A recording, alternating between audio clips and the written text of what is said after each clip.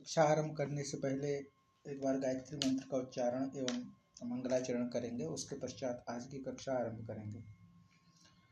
ओम भूर्भुवः स्वः तत्सवितुर्वरेण्यं भर्गो देवस्य धीमहि धियो यो नः प्रचोदयात्। ॐ शान्तं शाश्वतं प्रमेयमनघं निर्वाणशान्तिप्रदं ब्रह्मा शम्भुफणीन्द्रसेव्यमनिशं वेदान्तवेद्यं विभुम् रामाख्यं जगदीश्वरं सुरगुरुं मायामनुष्यं हरिं वन्देऽहं करुणाकरं रघुवरं भूपालचूडामणिं। नान्या स्पृहा रघुपतेर्हृदयस्मदीये सत्यं वदामि च भवान्खिलान्तरात्मा भक्तिं प्रयच्छ रघुपुङ्गवः निर्भरा मे कामादिदोषरहितं कुरु मानसं च। अतुलितबलधामं हेमशैलाभदेहं दनुजीवनकृशानुं यानि नामाग्रगण्यं सकलगुणनिधानं वानराणामधीशं रघुपतिप्रियभक्तं वातजातं नमामि। पिछली सुंदरकांड ऑनलाइन कक्षा में हमने संवाद चल रहा था, कथा चल रही थी कि रावण जो है माँ सीता के पास आकर के उनको डरा रहा था। उनको जो है साम दान भय और भेद दिखा करके वह उनको प्रताड़ित कर रहा था, उनको डरा रहा था। तो वहां तक कथा हमारी हो गई थी। अब कथा जो है हम आगे पढ़ेंगे।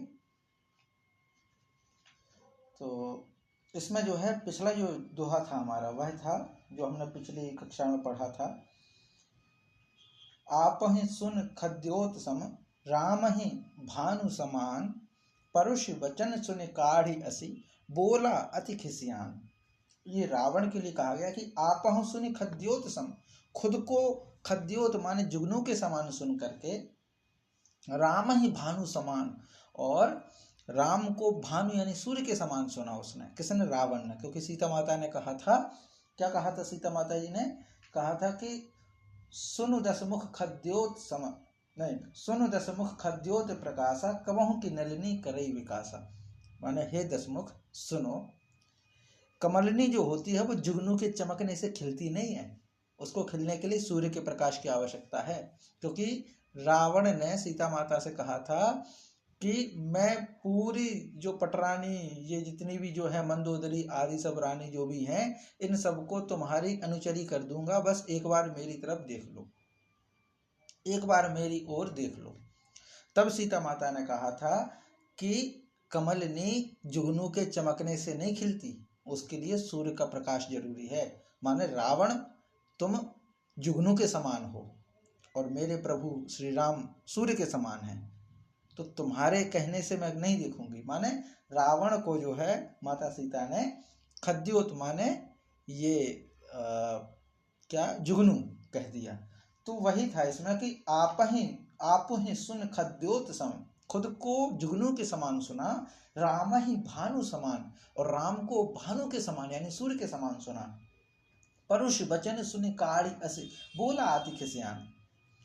ऐसे कठोर वचन सुन करके उसने तलवार निकाली और खिसिया करके, गुस्से में आकर के वह बोला। ये कल की कथा में हो गया था। अब आगे क्या बोला तो उसके वचन अब यहाँ से शुरू होंगे कि सीता ते मम कृत अपमाना कटहूं तव सिर कठिन कृपाणा नाही तसपदि मानु मम बाने सुमुख होती न त जीवन हानि। अब क्या कहते हैं कि सीता, रावण कहता है कि सीता ते मम कृत अपमाना, तूने मेरा अपमान किया है। कटि हूं तब सिर कठिन कृपाणा, मैं तेरा सिर इस कठोर कृपाण से काट डालूंगा। ये रावण कह रहा है। माने रावण का देखिए कितना वीर था। कोई लोग कहते हैं ना बड़ा वीर था, ज्ञानी था, ठीक है, नॉलेज होना अलग चीज है, लेकिन विद्वान होना अलग चीज है। विद्वान होने के लिए आचरण में भी ज्ञान होना चाहिए। जानता तो दुनिया जानती है कि सत्य बोलना चाहिए, पर ये जानने मात्र से कोई विद्वान नहीं हो जाता। सत्य बोलना चाहिए, ये जानने मात्र से कोई विद्वान नहीं हो जाता।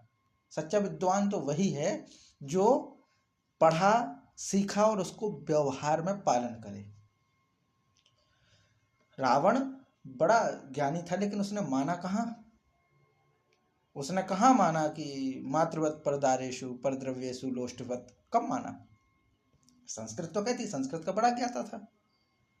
संस्कृत तो बार बार यही कहती कि दूसरे की स्त्री को मातृवत जानो, लेकिन उसने कब जाना? पता तो उसको भी होगा, ऐसा तो है नहीं कि मूर्ख था, वेदों का ज्ञाता था, तो इतना तो पढ़ा ही होगा, इतना तो ज्ञान होगा ही कि किसी स्त्री के प्रति किस प्रकार की दृष्टि रखनी चाहिए, लेकिन उसने नहीं रखी। तो सच्चा ज्ञानी वह नहीं होता जो सब कुछ जानता है। सच्चा ज्ञानी समझदार व्यक्ति तो वह है जो जानता है उसको अप्लाई करे। उसको अप्लाई भी तो करना चाहिए। एक ज्ञान अर्जन करने की प्रोसेस होती है। वो क्या होती थी वैदिक समय में, जब गुरुकुल परंपरा चलती थी, गुरु शिष्य परंपरा चलती थी, तो उसमें फॉलो किया जाता था मेथड सीखने के लिए। वो होता था श्रवण, मनन, निदिध्यासन। श्रवण माने गुरुजी जो उपदेश कर रहे हैं उसको सुनो, सुन करके फिर मनन करो, मनन करने के बाद फिर है निदिध्यासन, माने उसको हमारे जीवन में लागू करो। सुन करके लागू मत करो, दोनों में अंतर है। अगर हम सुना और लागू कर दिया, अप्लाई कर दिया, हमने सुना और अप्लाई कर दिया तो बेवकूफ़ी है। श्रवण फिर मनन भी है। अपने आप का चिंतन करो कि गुरुजी ने जो बात बताई है, सामने वाले ने जो बात बताई है, वो मेरे लिए किस रूप में उपयोगी हो सकती है। अगर हमने ये नहीं किया, अप्लाई मनन नहीं किया, तो गड़बड़ है मामला, तो बहुत गड़बड़ है। मनन करना बहुत आवश्यक है। पहले तो धैर्य से पूरी बात सुनो, श्रवण पूरा हो, फिर मनन हो, तब जाके जो है निधिध्यासन तक पहुंचे। एक फिल्म है, आपने देखी होगी, धमाल फिल्म। उसमें आपने वो सीन अगर देखा हो, कॉमेडी का यूट्यूब पर भी आता रहता है, प्लेन उड़ाने का। तो जो प्लेन उड़ाता है तो वो पायलट जो है वो गिर जाता है, तो पिता पुत्र दोनों जो है उस प्लेन में बैठे सफ़र कर रहे थे, तो बैठ जाते पायलट की सीट पे। अब उसको जो है हवाई जहाज चलाना नहीं आता है, तो वो कंट्रोल रूम से मदद मांगता है। तो वहाँ फ़ोन करके कहता है कि भाई हमारी मदद करो। तो वहाँ पे पूरी जो है वार्तालाप चलती है। उस वार्तालाप में वो कहते हैं कि आपको लाल बटन दिख रहा है। इतनी बात कही, वो कहता हाँ हाँ दबा दिया, जबकि नहीं दबाना था। कहने का मतलब क्या है? श्रवण ठीक से नहीं किया। तो पहले सुनो क्या बटन दबाना है, कौन सा नहीं दबाना है। तो पहले सुनो, फिर मनन करो, फिर निदिध्यासन कि हम इसको कैसे अप्लाई कर पाएं, हमारे वश में है ये करना या नहीं है। अब तो श्रवण ही ठीक से नहीं हो पाता, दिक्कत ये है। अब तो श्रवण भी ठीक से नहीं है। श्रवण मनन निदिध्यासन की तो छोड़ दीजिए बात, श्रवण भी ठीक से नहीं हो पाता, जिसके कारण भी बहुत सारी चिंता का विषय है। अरे भाई सुनना तो सीखो, सुनाना हर कोई चाहता है, सुनना नहीं चाहते। एक घटना थी, उससे हमें सीख लेना चाहिए। आजकल जो हमारे वातावरण में जो ट्रेंड चला हुआ है ना, कि फ़ोन वगैरह लगाते हैं, मिस कॉल देते हैं, तो हम स्वयं से ही सोच लेते हैं कि उसने फ़ोन क्यों लगाया होगा, या अंदाज़ा लगा लेते हैं। जैसे एक घटना है एक गांव की, कि बिजली विभाग वाले व्यक्ति थे, वो जो है लाइट सुधार रहे थे। एक खंबे पर चढ़ा था, खंबे पर चढ़ा था, और दूसरे को पूरा काम हो गया था, तो दो साथी थे। तो एक को उसने बोल दिया कि भाई मैं यहाँ पर तार जोड़ दूंगा, तार जोड़ने के बाद मैं तुझे फ़ोन करके कह दूंगा, तो तू चालू कर देना। इतना जो है काम दिया उसको। तो वो पहुंच गया मेन लाइन के पास, जहाँ स्विच ऑन ऑफ होता है। तो एक साथी जो है खंबे पर चढ़ा है, वो लाइट को जोड़ने वाला था, तार जोड़ने वाला था, सिर्फ जोड़ना था मेन कनेक्शन से। और जोड़ने के बाद फिर वो उसको फ़ोन करके कहता कि चालू कर दो, तो वो चालू कर देता। इतनी सी बात थी। ये खंबे पर चढ़ा, अब वो साथी पहुंच गया उसका वो मेन स्विच के पास। इसने देखा कि यार प्लास तो है ही नहीं, ऐसा तो नहीं प्लास वो ले गया, तो उससे मैं फोन लगा के प्लास के लिए पूछ लूं।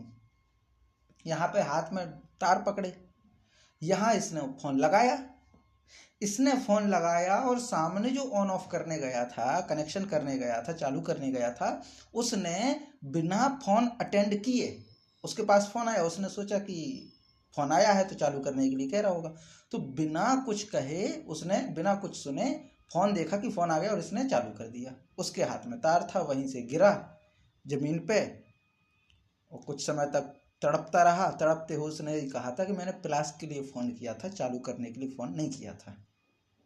एक छोटी सी जल्दबाजी ने जान ले ली।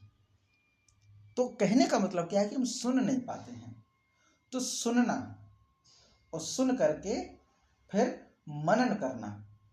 तो रावण जो है सुनना, मनन करना, मनन करके फिर जो है अप्लाई करना। तो रावण क्या है, बड़ा ज्ञानी होगा लेकिन बड़ा बहादुर होगा, लेकिन किससे कह रहा है, एक निहत्थी स्त्री से। निहत्थे सूरवीर को भी हम हाथ नहीं लगाते कि भाई तुम्हारे हाथ में तलवार नहीं है तो हम तुमसे नहीं लड़ेंगे। यहाँ ये वीरत्व, ये वीर सूरवीर रावण जिसको बड़े बड़े कहते हैं, बहुत जो है वीर महावीर था, बहादुर था, क्या कहता है एक स्त्री से, निहत्ती स्त्री से कहता है कि तू मेरी बात मान ले वरना मैं तेरी जो है गर्दन काट दूंगा। ये वीरता है। एक स्त्री के प्रति तुम जो है इस तरह की भाषा बोल रहे हो, ये ज्ञानी की भाषा है, ये वीर की भाषा है। तो वो ज्ञानी नहीं है। ज्ञानी तो वही है जो सुने, मनन करे और फिर पालन करे जीवन में। बिना सुने, बिना मनन करे पालन ना करे। सुना और पालन करा गड़बड़ है। सुना, मनन किया, फिर पालन करे, तो श्रवण मनन निधिध्यासन। तो यहाँ जो है मेन पॉइंट यही है कि रावण देखो कितना सूरवीर है कि माँ सीता से कह रहा है कि मेरी बात नहीं मानी, तूने मेरा अपमान किया है, मैं तेरा सर काट दूंगा। ये वीरता वाले वचन है। देखिए ये रावण है। तो सीता ते मम कृत अपमाना, कटहूं तब सिर कठिन कृपाणा।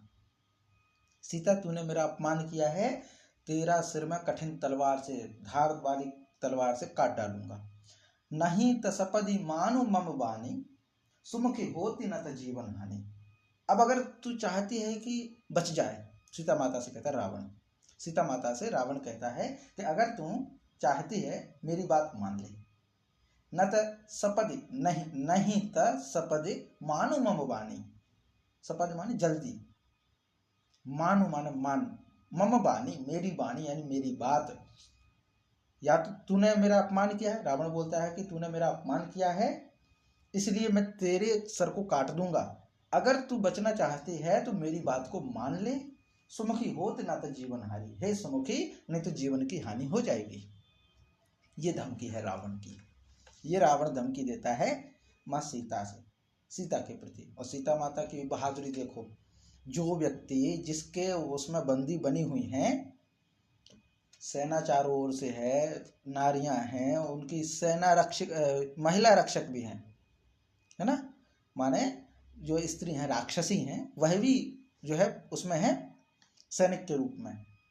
तो वह सब हैं, उसके बावजूद भी सीता किस तरह से बात की है कि ये बात बोलना बहुत वीरता वाली बात है। अकेले हों, जहाँ आपका कोई साथी ना हो, उस बीच में इस तरीके से दृढ़ रहना, ये भारतीय महिलाओं का सम्मान है, ये गौरव है जो हम भूल चुके हैं। तो उस स्थिति में ये संवाद हुआ रावण और सीता माता का। तो रावण खिसिया करके यही बोला कि तूने मेरा अपमान किया है, मैं तेरा गला गर्दन काट के रख दूंगा और सिर काट दूंगा, नहीं तो तू मेरी बात मान ले वरना तेरे जीवन की हानि हो जाएगी। ये पूरी चौपाई यहाँ पे होती है कि सीता ते मम कृत अपमाना, कटिहूं तब सिर कठिन कृपाना, नाहि तसपदि मानु मम बानी, सुमुखी होत न त जीवन हानि। अब आगे क्या है, आगे कहते हैं श्याम सरोज दाम सम सुंदर, प्रभु भुज करि करत सम दस कंधर, सो भुज कंठ की तब असि घोरा, सुनु सठ अस प्रवान पन मोरा। अब क्या कहते हैं, माँ सीता कहते हैं कि श्याम सरोज दाम सम सुंदर, श्याम सरोज दाम सम सुंदर, प्रभु भुज करि कर दस सम दस कंधर। तो कहती है हे दस कंधर, दस कंधर, कंध, दस कंधर माने जिसके 10 शीश हो, ग्रीव हो, तो हे दशग्रीव रावण, प्रभु की भुजा तो श्याम कमल की माला के समान सुंदर और हाथी के सूंड की समान है। माने प्रभु की भुजा कैसी है? तो जैसे तुम देखना चाहो, श्याम सरोज दाम सम सुंदर। प्रभु की भुजा तो अगर तुम देखना चाहो तो श्याम कमल यानी काले कमल, श्याम माने होता है नीला, क्षमता, श्याम का अर्थ होता है नीला, कृष्ण का अर्थ होता है काला। श्याम कमल माने नील कमल की माला के समान सुंदर भुजाएं हैं। और अगर तुम देखना चाहो तो प्रभु भुज कर दस सम दस कंधर, ये 10 कंधर, या तो प्रभु की दोनों भुजाएं हैं, है ना, भगवान जो है वो दोनों तरफ है। या तो तुम उनको प्रभु मान लो, उनकी शरण में चले जाओ, तो वे भुजाएं नील कमल की माला के समान कोमल हो जाएंगी। और अगर तुम उनसे दुश्मन वैर बना करके अगर उनके पास जाओगे तो वही भुजाएं करी कर समदस कंधर, करी कर करी माने होता है हाथी और कर माने होता है हाथ, हाथी का हाथ माने सूंड, है ना, हाथ माने सूंड, क्योंकि हाथी जो है हाथ का काम सूंड से करता है। तो प्रभु भुज करी कर सम, हाथी के सूंड के समान प्रभु की भुजाएं, तो दोनों है। हम अक्सर कहते हैं ना, दोनों तरीका है हमारे पास, भारत के पास युद्ध भी है और बुद्ध भी है, तुम चुन लो जो चुनना हो। तो बुद्ध भी है, युद्ध भी। तो यहाँ पे यही बात है कि प्रभु की जो भुजाएं हैं, वह भुजाएं अगर तुम चाहो तो नील कमल के मालाओं के जैसे कोमल हैं, और अगर तुम देखना चाहो तो उनकी भुजाएं हाथी की सूंड के समान हैं। सो भुज कंठ की तब असी घोरा, या तो वह भुजा मेरे कंठ में पड़ेंगी, भुजा माने माला, नील कमल की माला मेरे गले में पड़ेंगी, या तब असी घोरा, या फिर तेरी भयानक तलवार मेरे गले पे आएगी। सुन सठ अस प्रवान पन मोरा, हे सठ, हे मूर्ख, सुन, यही मेरा सच्चा प्रण है। सीता माता ने टाइम नहीं लगाया, सीधा उसी समय प्रण ले लिया कि या तो प्रभु की कोमल भुजाएं मेरे गले को छुएंगी या फिर तेरी कठोर तलवार, और कुछ नहीं। हालांकि चेतावनी तो इसमें भी दे दी कि प्रभु की भुजाएं सिर्फ नील कमल की माला के समान कोमल ही नहीं है, प्रभु की भुजाएं हाथी की सूंड के समान हैं, पुष्ट और विशाल शक्तिशाली हैं भुजाएं। तो सिर्फ सुंदर मत मानना कि सिर्फ सुंदर भुजाएं हैं, कोमल भुजाएं हैं, मुलायम भुजाएं हैं, नहीं। प्रभु की भुजाएं जितनी मुलायम हैं, जितनी सुंदर हैं, उससे कई ज्यादा भयानक, विशाल और मजबूत हैं। इसीलिए बात कही कि श्याम सरोज दाम सम सुंदर, प्रभु भुज करी कर सम दस कंधर, सो भुज कंठ की तब असी घोरा, या तो वो उनकी भुजाएं मेरे गले को छुएंगी, मेरी गर्दन को छुएंगी, या फिर तब असी घोरा, या फिर तेरी कठिन तलवार। सुन सठ अस प्रवान पन मोरा, यह मेरा ऐसा सच्चा जो है प्रण है, ये टूटेगा नहीं। तो ये पूरा यहाँ पे सीता माता जवाब देती हैं।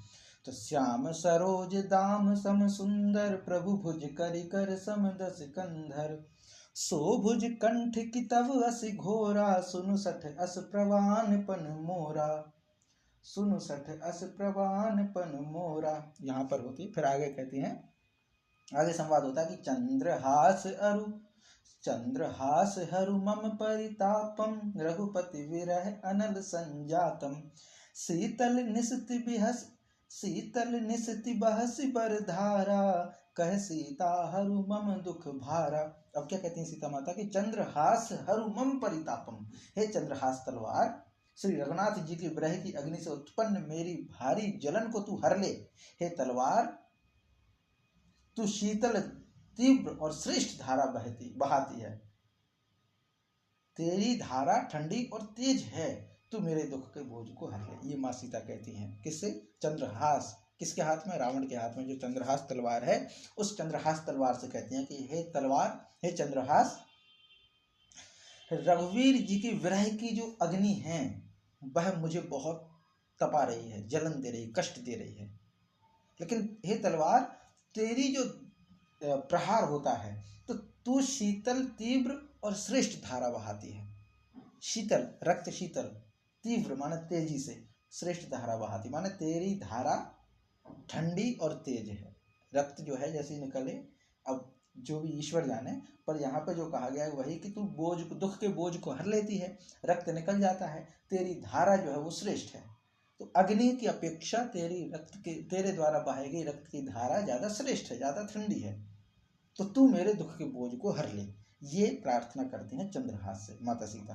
तो चंद्रहास हरु मम परितापम, चंद्रहास हरु माने हरण कर, मम परितापम मेरे दुख को, चंद्रहास हरु मम परितापम, हे चंद्रहास तलवार मेरे कष्ट को दुख को हर। रघुपति विरह अनल संजातम, रघुपति विरह, विरह माने वियोग, अनल संजातम अग्नि के समान दुख देने वाला उत्पन्न है। शीतल निशित बहसी बर धारा, शीतल निशित बहसी बर धारा, तुम्हारे द्वारा बहाई गई जो धारा है वो शीतल है, ठंडी है, श्रेष्ठ है। आगे सीता कह सीता हरु मम दुख भारा, सीता माता कहती हैं कि मेरे भारी दुख का हरण कर तुम, मेरे भारी दुख का हरण कर ले। तो चंद्रहास हरु मम परितापम, रघुपति विरह अनल संजातम, शीतल निशित बहस बर धारा, कह सीता हरु मम दुख भारा। अब आगे कहते हैं कि सुनत बचन पुनि मारन धावा, मय तनया कहीं नीति बुझावा, कहे सी सकल निश्चरणी बुलाई, सीतहि बहुभिधि त्रासहु जाई। अब क्या होता है कि सुनत बचन पूरी मारन धावा।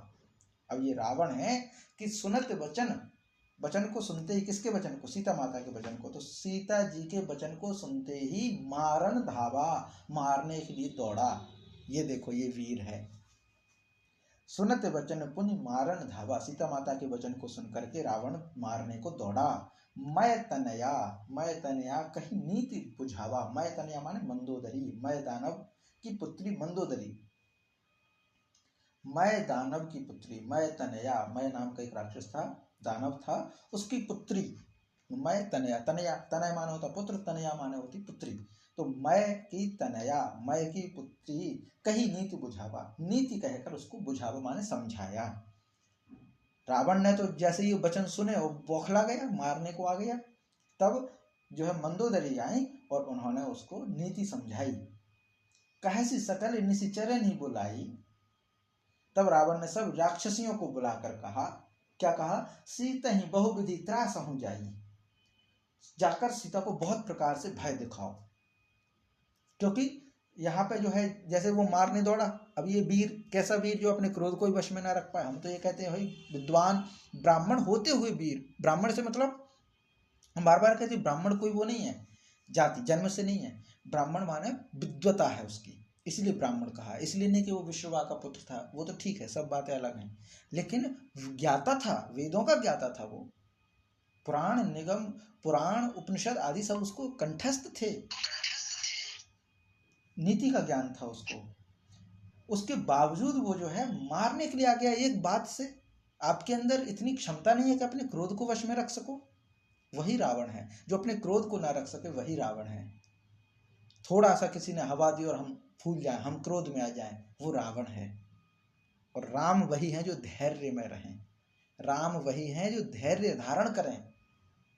रावण ने मां सीता का अपहरण किया है, उसके बावजूद भी राम धैर्यता पूर्वक दूत भेजते हैं।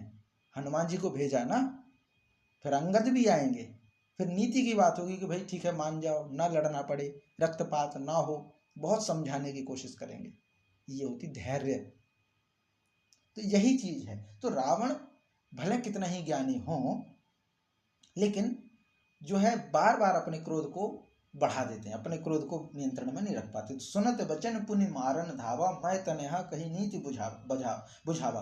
माने फिर मंदोदरी आती है, समझाती है कि भाई तुम इतने बड़े शूरवीर हो, तुम्हारा बेटा जो है वो मेघनाद है, इंद्रजीत, जिसने इंद्र को जीत लिया हो, मेघ के समान जिसके नाद हो, इतना बलशाली है।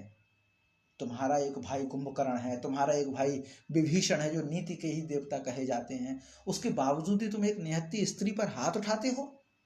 तुम्हारे सम्मान के योग्य नहीं है ये, तुम्हारा अपमान होगा इसमें। तो एक जो है लाचार स्त्री पर तुम जो हाथ उठाओ, पहली बात तो तुम जो है उसको अकेली में सुनी घर में जाकर के तुम उसको हरण कर लाए, यही तुम्हारी इज्जत को नीलाम कर देती है। तो इस तरह से जो है मैं दानव की पुत्री मंदोदरी जो हैं वह उनको नीति बता करके समझाती थी। तब फिर रावण जो है सभी स्त्री राक्षसियों को बुला करके कहता है कि सीता को बहुत प्रकार से कष्ट दो। बोले मैं नहीं दे सकता तो क्या हुआ, लेडीज ऑफिसर्स हैं, ये करेंगे। तो राक्षसियों को उसने इकट्ठा किया, बुलाया और सीता को भय दो, ऐसा उसने आदेश दिया। तो यह है कि सुनत बचन पुनि मारन धावा, मैं तनया कही नीति बुझावा, कहे से सकल निश्चरनि बुलाई, सीत ही बहुविधि त्रासहु जाई। फिर आगे क्या आता है, फिर क्या कहता है अब रावण आगे कि मास दिवस महु कहा न माना, मास दिवस महु कहा न माना, तो मैं मार बिकाड़ी कृपाणा। अब इसमें भी कहा मैं मार डालूंगा, मतलब अभी भी उसको समझ में नहीं आया, सब्र नहीं है उसको, ये चीज नहीं समझ पाया रावण कि क्यों मारने योग्य नहीं है, क्यों मारने योग्य नहीं है। कोई बड़े से बड़ा व्यक्ति होगा, छोटे से छोटा व्यक्ति भी होगा, शूरवीर होगा, युद्ध का पहला नियम है कि किसी अपाहिज पर हथियार मत उठाओ, उनकी रक्षा के लिए हथियार उठाओ, उनको मारने के लिए नहीं। लेकिन फिर भी वो धमकी देता है कि मास दिवस महु कहा न माना, महीने भर का समय देता हूं, अगर मेरे कहा न माना तो मैं मार अभी काढ़ी कृपाणा, तो फिर मैं तलवार निकाल करके तुम्हें मार डालूंगा, ये धमकी दे के गया। तो ये देख लीजिए धमकी देने योग्य है, कहाँ धमकी देना चाहिए कहाँ नहीं देना चाहिए। अब आगे क्या होता है कि भवन गयौ दस कंधर, यहाँ पिशाचिनी वृंद, सीतहि त्रास दिखावहि, धरहि रूप बहुमंद। अब क्या होता है कि भवन गयहु दस कंधर, यहाँ पिशाचिनी वृंद। रावण इतना बोल करके कि मास दिवस मुह कहा न माना, तो मैं मारवी काढ़ कृपाणा, कि महीने भर का टाइम देता हूं, अगर तुमने मेरी बात नहीं मानी तो मैं तलवार निकाल करके तुमको मार डालूंगा। इतना कह करके भवन गयहु दस कंधर, फिर रावण जो है अपने घर चला गया, भवन चला गया। यहाँ पिशाचिनी वृंद, यहाँ जो है राक्षसियों के बहुत सारे समूह इकट्ठे हो गए।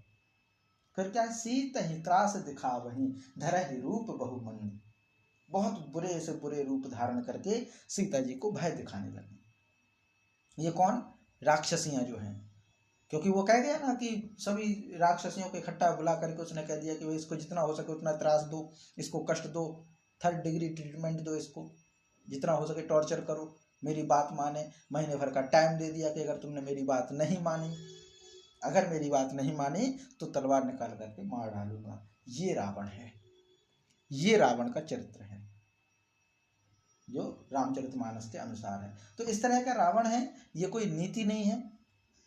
हम सबको ये शिक्षा लेनी चाहिए। रामायण हमें सिखाती है कि हमें क्या करना चाहिए और क्या नहीं करना चाहिए। महाभारत भी सिखाता है क्या करने योग्य है क्या ना करने योग्य है। इतिहास की रचना इसीलिए होती है, इतिहास इसीलिए होता है कि हम उस परिदृश्य को देख करके आज के वर्तमान को सुधारें और भविष्य को सुधारें, वरना भूतकाल की कोई आवश्यकता नहीं होती। कहते हैं ना कि गड़े मुर्दे नहीं उखाड़ते। फिर इतिहास क्यों पढ़ते? तो इतिहास इसलिए पढ़ते हैं कि भूतकाल की, इतिहास की गलतियों को सबक लेकर के अपने वर्तमान को और भविष्य को सुधार सकें। लेकिन अगर हम उसको भी ना सुधार सकें तो फिर बेकार है ये सब चीजें। वो कथा ही किस मतलब की जो हमारे दुख का हरण ना कर सके। तो ये सब चीजें हैं। इसलिए प्रश्न, कोई राम जी को काल्पनिक कहता है, कोई राम जी को यथार्थ मानता है, ये उसकी समस्या है। उसको अगर समझ में नहीं आ रही, अगर साक्षात ईश्वर को ही वो नहीं स्वीकार कर पा रहा तो ये उसकी समस्या है, उसके ऊपर छोड़ दिया जाए। पर सबसे अच्छी बात है कि अगर ठीक है तुम काल्पनिक ही इस चीज को मानते हो तो कोई बात नहीं, तुम मानो काल्पनिक, लेकिन कुछ चीजें अगर आपको सीखने को मिलती हैं तो क्या बुराई है, क्या बुराई है। हमारे यहाँ तो ये विष्णु शर्मा जी हुए संस्कृत में, उन्होंने पंचतंत्र की बहुत सारी कहानियां लिखी। जैसे वृक्ष बोलता है, एक राजा थे, राजा के पुत्र मंदबुद्धि थे। उन मंदबुद्धि पुत्रों को शिक्षा देने के लिए राजा ने बहुत सारे शिक्षकों को रखा, लेकिन कोई भी उनको राजनीति का ज्ञान नहीं दे पाया। तब एक व्यक्ति विष्णु शर्मा नाम के थे, उनको ये काम सौंपा गया। तो उन्होंने जो है चारों जो भी पुत्र थे राजा के, राजकुमार थे, उनको सिखाने के लिए पंचतंत्र की कहानियां रची, जो आज बच्चों के लिए बहुत प्रसिद्ध हैं। पंचतंत्र के नाम पे बहुत सारी मैगजीन्स बाजार में बिकती हैं। तो पंचतंत्र से जब हम सीख सकते हैं, बकरी बोली, गाय बोली, पेड़ बोला, बंदर बोला। जब ये सब हो सकता है बच्चों को शिक्षा देने के लिए, तो फिर प्रभु श्री राम मर्यादा पुरुषोत्तम जो हैं, नारायण के अवतार, उनसे क्यों नहीं हम अपने जीवन को सुधार सकते? वो क्यों नहीं हमारे जीवन में कुछ उद्धार कर सकते हैं, शिक्षा का साधन बन सकते हैं? उनकी कथाएं क्यों नहीं हमारे जीवन का निर्माण कर सकती हैं? पाश्चात्य जगत के लोग तो हैरी पॉटर की कहानियों को पढ़ पढ़ करके अपने बच्चों को सिखाते, तो हम क्यों ना अपने महापुरुषों का अपने बच्चों को सिखाएं, उनको ये सब कथाएं सुनाई जाएं। तो ये पूरा होता है कि हमें रावण के भी पात्र को देखने को मिलता है और माता सीता के पात्र को भी हमें देखने को मिलता है कि दोनों में कितना अंतर है। सीता माता दृढ़ संकल्पित हैं, शांति का प्रतीक हैं। रावण जितना दुष्ट हो सकता है, उसको अपनी ताकत का अहंकार, ताकत नहीं है, अहंकार है ज्यादा, ज्ञान नहीं है, अहंकार है। क्योंकि ज्ञान वो नहीं है जो पुस्तकों में बंद है। आप जानते हैं, हम जानते हैं कि सत्य बोलना चाहिए, धर्म का पालन करना चाहिए, सत्यम वद धर्मम चर स्वाध्यायन मा प्रमदः, ये सब बातें हम जानते हैं, लेकिन माने नहीं तो क्या मतलब के? माने नहीं तो क्या मतलब के? एक ऋषि थे, जंगल में जा रहे थे, उन्होंने देखा कि जो है शिकारी आता है, दाना डालता है, जाल बिछाता, पक्षियों को पकड़ करके ले जाता है। ऋषियों को दया आ गई, उसने जो है जंगल में सब पक्षियों को बुलाया और उनको पढ़ा दिया कि भाई शिकारी आता है, दाना डालता है, जाल बिछाता है, हम दाना नहीं खाएंगे, जाल में नहीं फंसेंगे, रटो। तो रटा दिया उसे, शिकारी आता है, दाना डालता है, जाल बिछाता है, हम दाना नहीं खाएंगे, हम नहीं फंसेंगे, रटा दिया, सबको याद हो गया। अब ऋषि ने कहा बहुत अच्छा काम हो गया, अब तो कोई इस तरह से होगा नहीं, बहुत अच्छा काम हुआ, अब तो कोई शिकारी आएगा नहीं। ऋषि थोड़े दिन बाद आए और देखते हैं कि वो जो है सब पक्षी गा रहे हैं, लेकिन शिकारी जो है उनको जाल में फंसे और जाल में बांध करके वो जो ले जा रहा है, और उसमें फंसे फंसे जानवर जो पक्षी हैं वो चिल्ला रहे हैं कि शिकारी आता है, दाना डालता है, जाल बिछाता है, हम दाना नहीं खाएंगे, जाल में नहीं फंसेंगे। फंसे हुए हैं जाल में, जा रहे हैं शिकारी के हाथ में लेकर के, शिकारी जा रहा है, लेकिन गा यही रहे हैं कि शिकारी आता है, दाना डालता है, जाल बिछाता है, जाल में नहीं फंसना, दाना नहीं खाएंगे। तो ऐसे रट्टू तोता बनने से क्या मतलब? जो ज्ञान आपके जीवन को सुंदर ना बना सके, उस ज्ञान का क्या मतलब, क्या अर्थ उस ज्ञान का? मैं अक्सर सोचता हूं, ज्ञान क्यों? मन में प्रश्न आते हैं, ज्ञान क्यों? मेरा ज्ञान क्यों? मैं ज्ञान क्यों अर्जित करूं? क्या पेट पालने के लिए? वो तो मेहनत भी कर सकते हैं, गधा भी है, वो मजदूरी कर ही लेता है, ज्ञान की आवश्यकता क्यों है? तो उत्तर मिलता है कि मेरा ज्ञान सामने वाले से प्रशंसा प्राप्त करने के लिए नहीं है कि अरे साहब ये लड़का तो बहुत विद्वान है, बहुत ज्ञानी है, बहुत समझदार है, ये ज्ञान का उद्देश्य नहीं है। मेरा ज्ञान बहस करने के लिए नहीं है कि मैं अपनी बात को दमदारी से कह सकूं, यहां से श्लोक उठा करके, उस ग्रंथ से श्लोक उठा करके सामने वाले को चुप करा सकूं, इसके लिए मेरा ज्ञान नहीं है। सामने वाले को अपनी वैचारिकता थोपने के लिए मेरा ज्ञान नहीं है। सामने वाले से खुद की प्रशंसा प्राप्त करने के साधन नहीं है मेरा ज्ञान। मेरा ज्ञान मेरे खुद के जीवन को सुंदर बनाने का साधन है। अगर मैं अपने जीवन को सुंदर ना बना सकूं तो मेरे ज्ञान का मूल्य शून्य है। अगर बहुत बड़ा ज्ञानी व्यक्ति भी अपने जीवन में दुखी है तो उसका ज्ञान शून्य है, कोई अर्थ नहीं है ज्ञान का। अध्यात्म की पहली सीढ़ी है कि आप अपने विपरीत परिस्थितियों में स्वयं को कैसे संभालते हैं। तिलक लगाने से कोई आध्यात्मिक नहीं हो जाता, धार्मिक नहीं हो जाता। मंदिर जाने से कोई आध्यात्मिक नहीं हो जाता। कलावा बांधने से कोई धार्मिक आध्यात्मिक नहीं हो जाता। अध्यात्म की पहली शर्त है कि आप अपने आप को, अपने आंतरिक अवस्था को कितने नियंत्रण में रख सकते हैं। क्या आप अपने क्रोध को वश में रख पा रहे हैं? क्या आप अपनी बुराइयों को जीत पा रहे हैं? क्या आप अपने प्रतिकूल समय में दृढ़ हैं? प्रतिकूल समय आप पर हावी तो नहीं है? ये सब चीजें होती है आध्यात्मिकता की विशेषताएं, आध्यात्मिकता की पहचान। दूसरा सर्टिफिकेट नहीं देता कि आप सनातनी हैं, आप हिंदू हैं, आप आध्यात्मिक हैं, आप धार्मिक हैं कि नहीं है।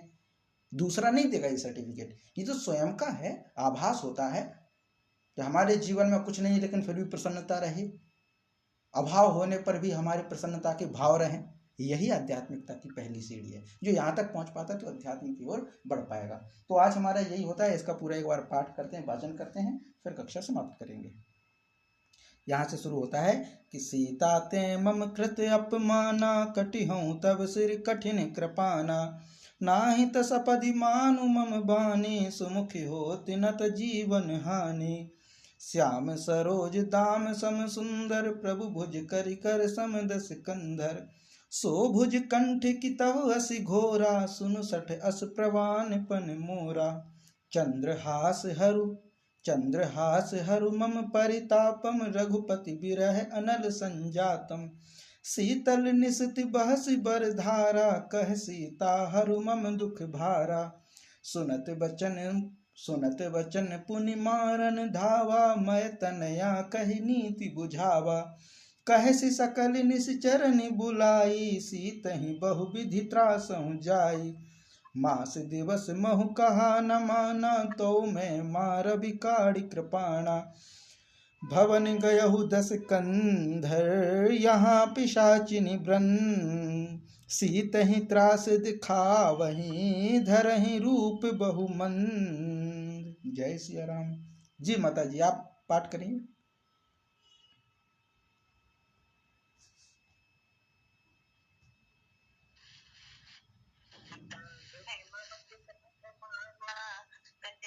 तव शिव कठिन कृपाना, नाहित सब दे मानु मम माने। सुमुखी होती न त जीवन हानि, साम सरोज नाम सब सुंदर। प्रभु भुज करि कर समदस कंदर। सो भुज कंठ के तब असे घोरा, सुनु सठ अस प्रवान पद मोरा। चंद्रहास हरु मम परितापम, रघुपति बिरह अनल संजातम। शीतल निशित बहिषि बर धारा, कह सीता हरु मम दुख भारा। सुनत वचन पुनि मारन धावा, मय तनयाम कहि नीति बुझावा।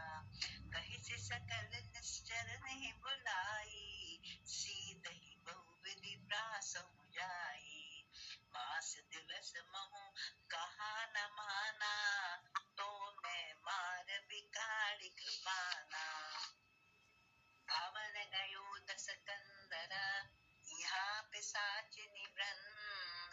सीतहि त्रास देखा वही, धरई रूप बहुमंद। सियावर रामचंद्र की जय, पवन सुत हनुमान की जय। जय जय सिया राम। जय सिया राम।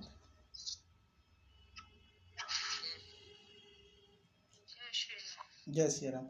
दीदी आप पढ़ेंगे क्या? शशि दीदी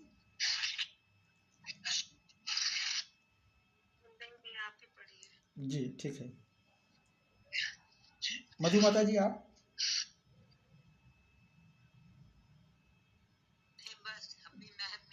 ठीक ठीक है, ठीक, कोई बात नहीं। ठीक है, फिर यहीं पे कक्षा का समापन करते हैं। शांति पाठ एक साथ करेंगे। ओम सहनाववतु सहनौ भुनक्तु सह वीर्यं करवावहै तेजस्वनावधीतमस्तु मा विद्विषावहै। ओम शांति शांति शांति। जी सभी को नमस्ते। जय सिया राम।